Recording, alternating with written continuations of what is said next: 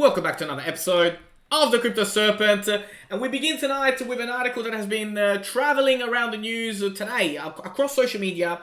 A lot of people have been talking about this. Now, this is something that came out back in March, and I'm not sure why we're only now coming across this on social media, whether it's just by coincidence or whatever reason it is, but it has come across, right? And there's some very interesting things in here that heavily suggest that the United States will be calling XRP a currency, and to not be in any shape or form under the jurisdiction of the SEC.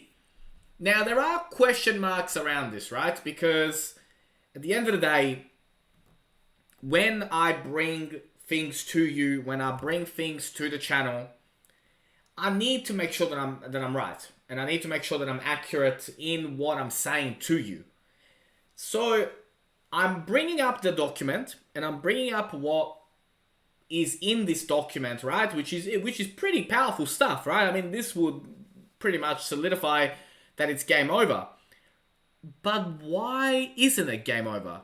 That's always the question we gotta ask, right? So when we see people on social media go around and sharing articles and say, game over, you know, it's over, this surely must be it. But then why isn't it? And so I will dig deeper in the coming days and get a much better understanding of this document before I come back to you with this document and be like, okay, yes, this is it, this is the game over, this is over, right? We gotta, I always want to make sure that I'm doing the right thing by you guys. And I feel that if I rush and go through 32 pages and not really understand properly what's going on here, and more importantly, why hasn't it already made an impact, this document, which has been out for a while? So they are the question marks that I have. And so until I don't have any more question marks, I won't be bringing to you a particular definitive answer from me. And I mean that in the best way, because I don't want to rush my answer to you, because I know that you guys listen to the words that I say. And I know it's not financial advisor, I'm not a financial advisor, but you guys do listen. I know you do. We can argue about this all day long. I know you guys pay attention to what I say, and so when I do say it, I want to actually make sure that I 100% know what I'm saying and I can back it. So XRP lawsuit update, court grants Ripple SEC's expert discovery extension. So there is an extension happening, right? And these are important things that are going on at the moment. So there are extensions that are being given. We knew this was coming. We knew that, you know, like the 31st of August was just not going to, was just not going to happen, right? Because there's just too much going on at the moment. So we got to be mindful of that. We got to be patient, and so we'll see what happens next. So there is an extension happening there.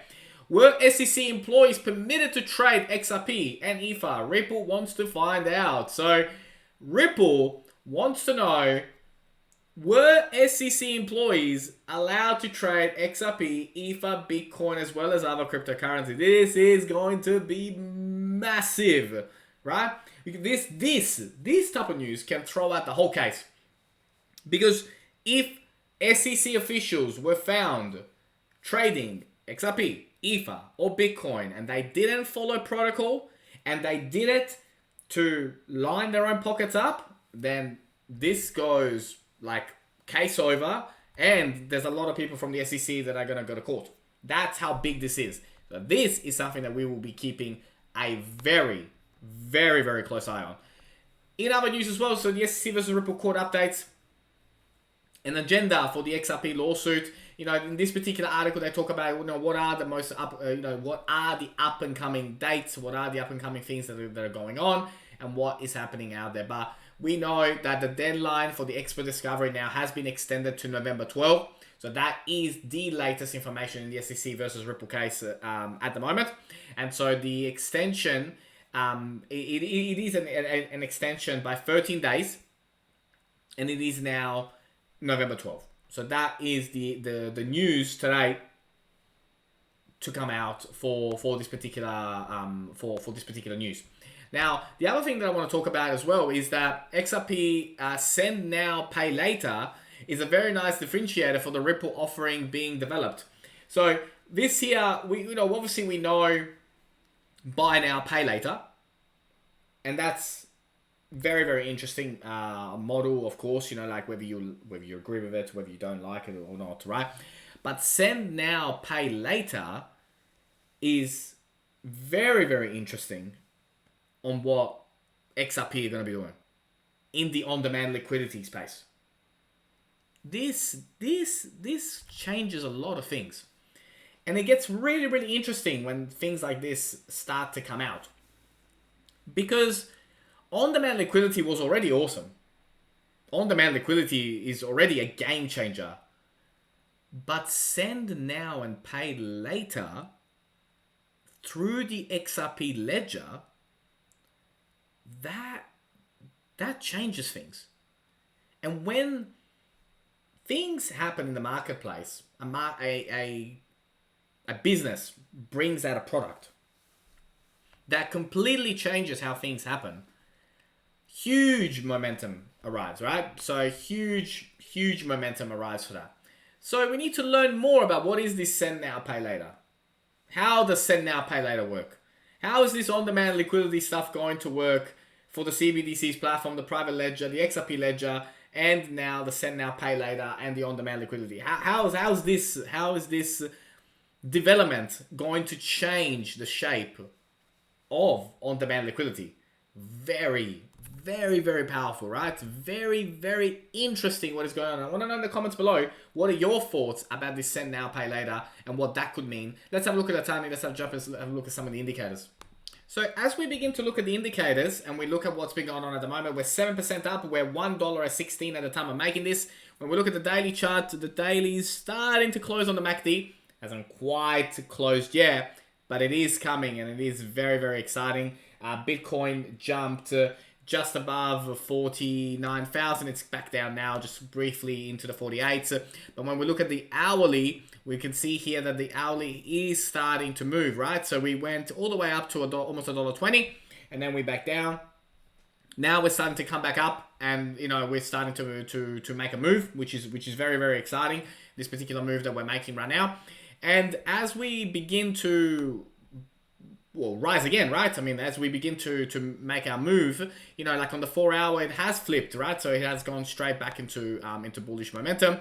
When we look at the 12 hour, the 12 hour is starting to come back. We still got a bit to go, but it is starting to come back, and that's the most important thing. And we knew that this was coming. So 109, 107 may have been the last of the dips.